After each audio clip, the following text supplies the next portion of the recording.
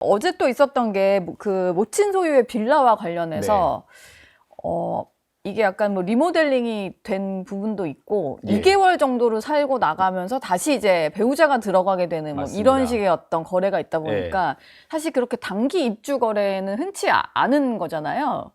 흔치도 않을 뿐더러 예. 뭐 한 그 달 살이 뭐 입장에서- 이런 정도가 아닌 이상. 그렇죠. 예. 2달 살려고 또 인테리어를 하지 않잖아요. 뭐 이제 언론에 이제 단독 보도로 나왔습니다만 네. 또 그 2개월 살기 위해서 인테리어를 대대적으로 했다는 거 아닙니까? 네. 그리고 또 하나 이제 저는 이게 사실 전월세 계약이라고 하는 것이 네. 저희 같은 회계사가 감사를 하는 입장에서 비슷할 거라고 뭐 저는 이제 세무조사 같은 경우에는 피감인을 대리해서 많이 받아보게 되는데 네. 항상 이 전월세 계약은 상대적으로 잘 안 거들떠 보거든요. 그래요? 회계사나 뭐 세무조사관들이나 예. 마찬가지 이제 검찰도 마찬가지겠죠. 왜냐하면 이 전월세 계약이라고 하는 것은 똑같은 돈을 줬다 받기 때문에 아. 이게 회계사들 입장 그래 그 계약서 있으면 더 거들떠 보지는 않아요. 더 예. 위험한 곳, 더 조금은 찜찜한 곳을 들여다보지 전혀 거들떠 보지 않는데 네. 참 가만 보면은 예. 이게 이럴 수도 있겠다. 무슨 말씀이냐면 지금 모 인사가 김민석 씨 친한 인사가 계속 자금의 어떤 불투명한 자금의 일 당사자였던 한 분께서 거기 전세로 들어가잖아요. 네. 그럼 전세로 들어가기 위해선 제가 노은지 앵커의 집에 전세로 들어가기 위해서 일단 보증금을 줘야 되잖아요. 그렇죠. 예. 예를 들어 2억을 줬다. 네. 그 다음에 이걸 안 돌려받을 수도 있겠다. 안 돌려받을 수도 있다. 무슨 말씀이냐면 예. 그 사람이 들어간 다음에 자 2억을 주고 들어갔어요.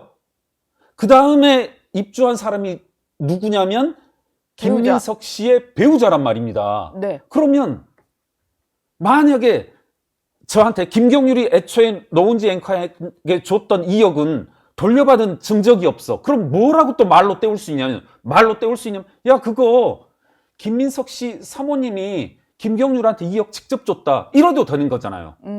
야 김민석 부인이 2억 원 전세 살려면 2억 넣어야 되잖아. 2억 들어간 거 있어? 없어. 지금 이제 실제 제출 못 하고 있잖아요. 네. 야, 그럼 그거 뭐야?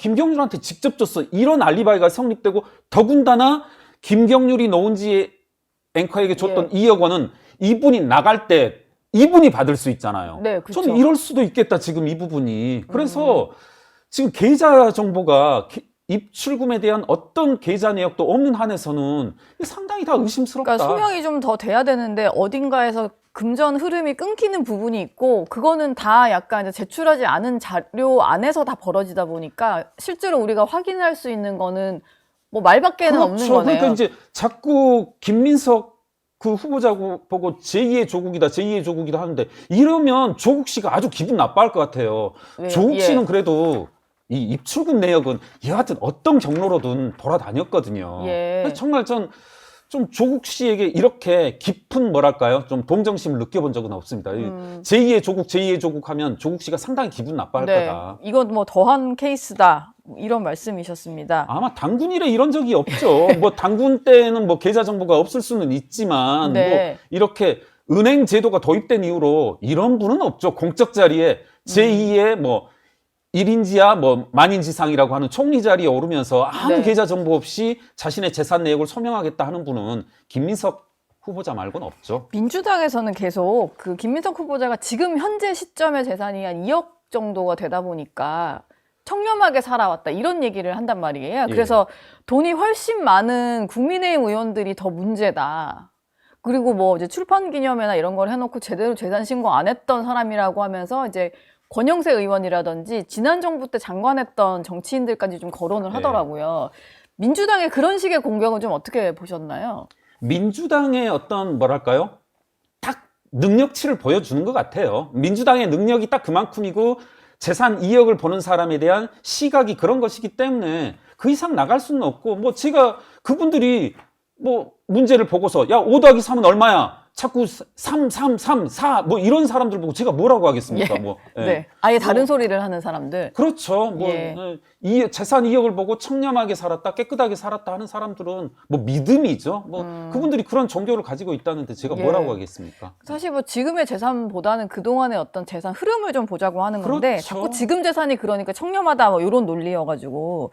근데 어제는 재산 내역뿐만이 아니고 총리 후보자니까 국가 채무 비율에 대한 어떤 질문도 있었거든요. 근데 이게 김 후보자가 제대로 얘기를 못하고 예.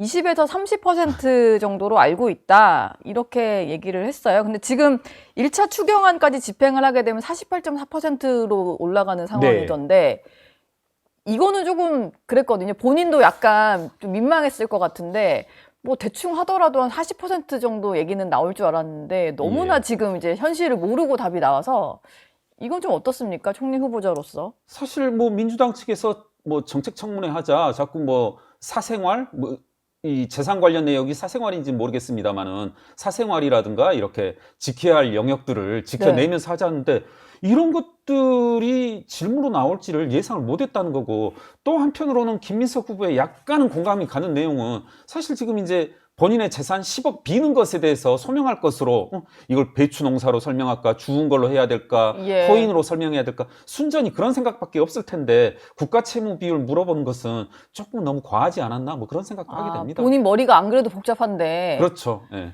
국가 근데- 채무 비율까지 이거 기억하기에는 예. 너무 이제 한계가 있지 않나. 근데 그런 생각을 합니다. 국무총리다 보니까 이걸 다 감안을 하고 앞으로 뭐 예산 집행이나 이런 걸 좀 짜야 그럼- 되는 사람이 너무 예. 감이 떨어진 거 아닌가라는 생각은 좀 들더라고요. 그렇습니다. 예. 예.